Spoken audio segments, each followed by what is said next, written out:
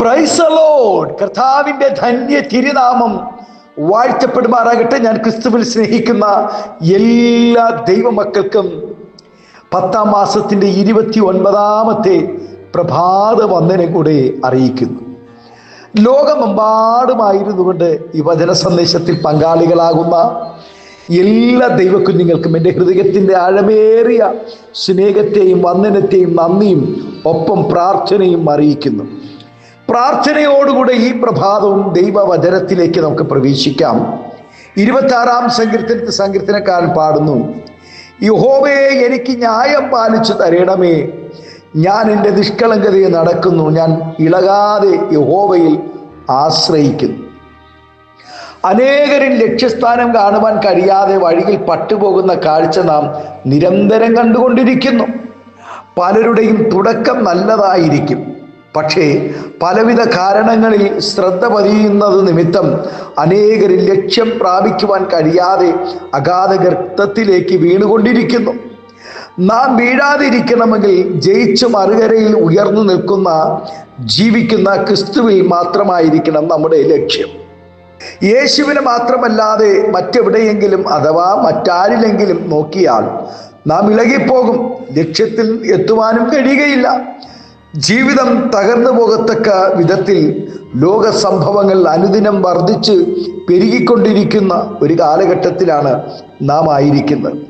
ജനത്തിൻ്റെ നേതാക്കന്മാരും കള്ളപ്രവാചകന്മാരും ജനത്തെ ഇളക്കി വഴിതെറ്റിച്ചു കൊണ്ടിരിക്കുന്ന ഒരു കാലഘട്ടത്തിലാണ് നാം ഇന്ന് ജീവിക്കുന്നത്.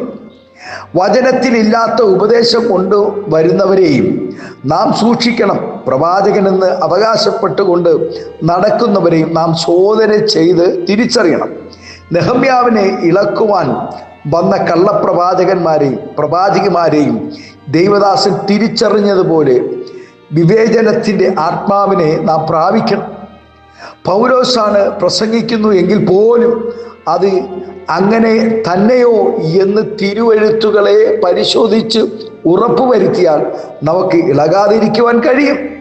ഒരിക്കൽ സത്യ ഉപദേശം പ്രസംഗിച്ചവരും അതനുസരിച്ച് ജീവിച്ചവരും കാലങ്ങൾ കഴിഞ്ഞ് മുമ്പ് ഉപദേശിച്ചതിന് വിരുദ്ധമായ നിലപാടെടുത്താൽ നാം അവരെ അംഗീകരിക്കരുത്. ആകയാൽ ഉപദേശത്തിൻ്റെ ഓരോ കാറ്റിനാൽ നാം അങ്ങോട്ടും ഇങ്ങോട്ടും ചാഞ്ചാടേണ്ടവരല്ല. ആകയാൽ പ്രിയ ദൈവവൈദ്യരെ, നാം സുവിശേഷത്തിൻ്റെ പ്രത്യാശയിൽ നിന്നും ഇളകാതെ അടിസ്ഥാനപ്പെട്ടവരായി നിൽക്കണമെന്ന് ദൈവവചനം നമ്മെ അറിയിക്കുന്നു. അതിന് ആധാരമായി നമ്മുടെ ജീവിതം സൂക്ഷിക്കണം. ഒന്ന്, ദൈവത്തിന് എപ്പോഴും 1ാം സ്ഥാനം കൊടുക്കണം. ദൈവത്തിൽ തന്നെ എപ്പോഴും ആശ്രയിക്കണം. നീതിമാനായി നാം ജീവിക്കണം. ദൈവത്തിൻ്റെ കരുണയ്ക്കായി എപ്പോഴും അപേക്ഷിക്കുന്നവരും പ്രാർത്ഥിക്കുന്നവരുമായിരിക്കണം.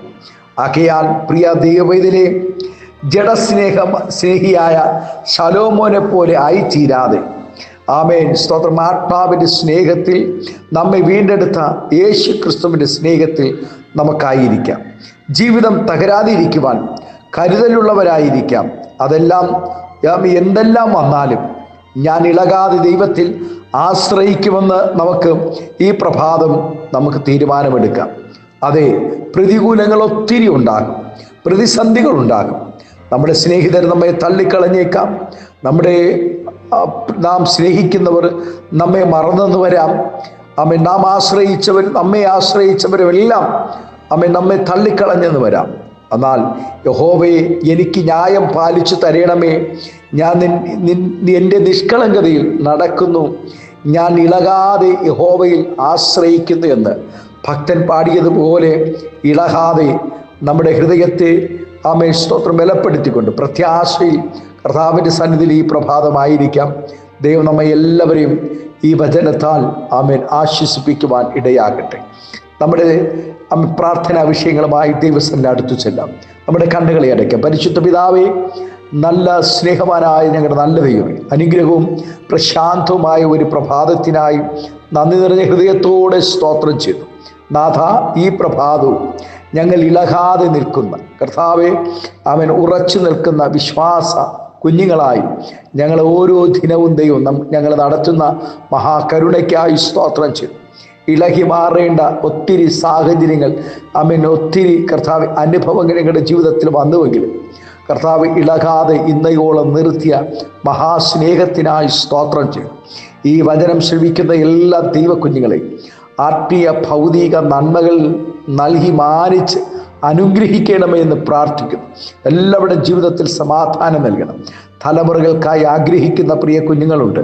നല്ല ഭവനം പണിയുവാൻ ആഗ്രഹിക്കുന്നവരുണ്ട്. വിദേശ രാജ്യങ്ങൾ ഉപജീവന മാർഗങ്ങളായി കർത്താവേ സ്തോത്രം കാത്തിരിക്കുന്ന പ്രിയ കുഞ്ഞുങ്ങളുണ്ട്.